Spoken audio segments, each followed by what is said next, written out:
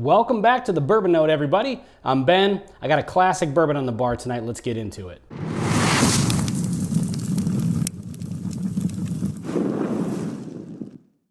So on the bar tonight, I've got, bam, this is Old Forester 1897 Bottled in Bond.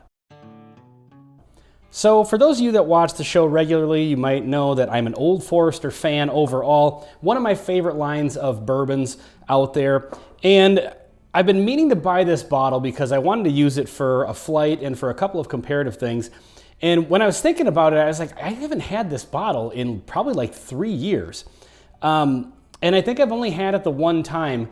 Back when Greg was on the show, we did an episode where we compared this to the regular Old Forester 100. And I do plan on doing something similar in the future with this particular bottle. And I'm kind of fuzzy on my memory of that video, and I didn't watch it before recording this because I didn't want to sway my opinion. But it just made me think that I've never actually done a proper review of this. And this one, I think if I remember correctly, it's a little bit better than the Old Forester 100, but I wasn't sure if it was worth the price increase. And so I've always just stuck to the regular 100. So I decided I'd finally buy it, do a proper review of it, and see if this one is maybe getting overlooked and shouldn't be. So this is the Bottled in Bond version, as I said, in the Whiskey Row series. On the nose, it's everything I love about Old Forester. It has that great kind of dark oak molasses, a little bit of light banana. There's more oak on this than I was expecting. Again, I don't have much to go on for this particular one, aside from comparing it to, my thoughts on Old Forester 100. But on the nose here, it's actually going from memory from last time I had Old Forester 100, which wasn't that long ago. It's coming across as definitely seeming like a more premium sort of nose. It's much more rich and well-rounded. So yeah, let's get into the palate. Cheers.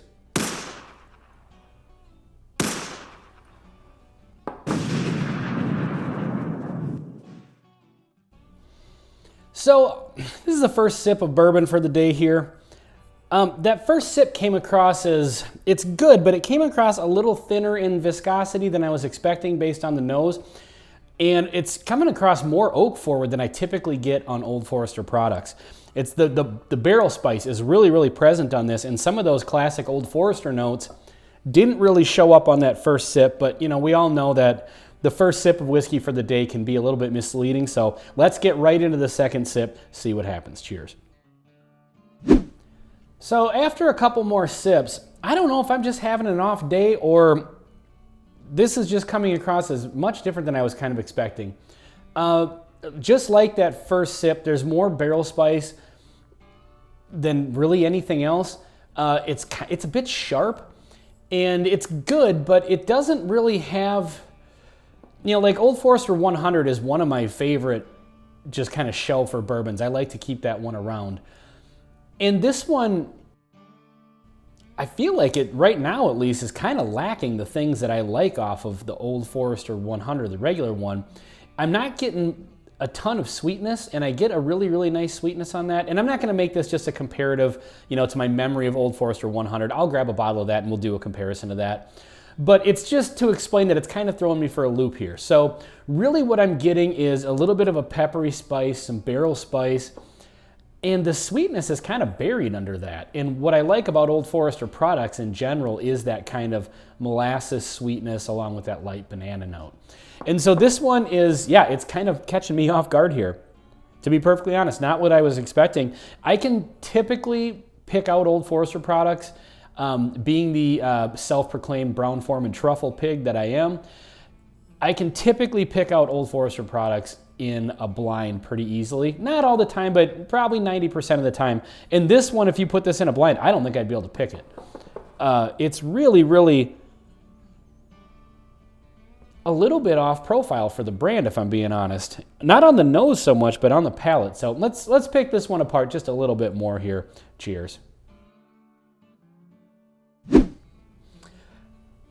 I don't know. This is, like I said, it's good, But this is really just so confusing to me because this is off profile for Old Forester, at least for me right now. And when I cut away there, I actually went and got some water, kind of reset the palate a little bit, had some more of it, and I'm still really just getting that barrel spice forward kind of notes to it, and I'm not really getting much more off of it. Again, it's good. I really like it. I'm certainly not disappointed with the purchase. But it's a little, you know, I guess maybe I had some expectations based on how much I love Old Forester products. And again, I hate to repeat myself, but how much I love the 100, this being 100 proof. You know, you'd think thered be more similarities. And I believe in the previous video, like I said at the beginning of this one, I think we kind of thought that maybe this one was a little bit better, but not worth the price increase. At this point, going off of memory, I just don't know. I mean, this is, you know, I guess what I'm gonna have to do is do a comparative video with maybe this, the regular 100, and maybe a single barrel 100 to decide if we really even need this bottle, you know? The single barrels can get a little more expensive, but at 25 bucks, the other one, you know, if that one's better than this one, and I guess I just don't know really what the purpose of this one is. But anyway, you know what? I'm gonna go in for one more sip here before we get out of here. So I actually went and got more water and tasted a couple of other bourbons just to see if my palate was off. And I tasted bourbons very similar to this that have the kind of similar notes that I get from this. And I think this one is falling a little flat. Like those ones, yeah, maybe my palate's a little bit off today, but I could still get the notes that I typically get off of those. And this one, so I don't know. I don't know what to tell you guys on this one. It's falling a little flat for me. It's a little thin in viscosity. I meant to mention that before. On the nose, it was coming across nice and rich, and I was expecting a little more viscosity and a little more quality in that regard. But I don't know. At this point, I'm almost hesitant to even release this review because I'm convinced that there has to be something wrong with my palate. But again, I did taste some other whiskeys, and yeah, they're, you know, sometimes your palate is just a little bit different from day to day, and maybe I'm a little off today, but again, I did get some kind of traditional notes off of those bourbons that I usually get, so I would assume I'm okay. I don't know. I've probably got COVID or something. I just got back from vacation.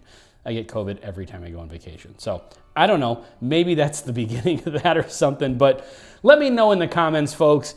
Do you get similar, do you have a similar experience as I'm having here with this one being just kind of more barrel and spice forward, but it's a little bit thin, a little bit sharp, but still good, but just kind of, it's coming across off profile. So I don't know. If you're seeing this, I guess I chose to release this video.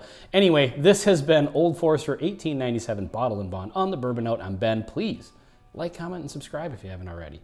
We'll see you on the next one.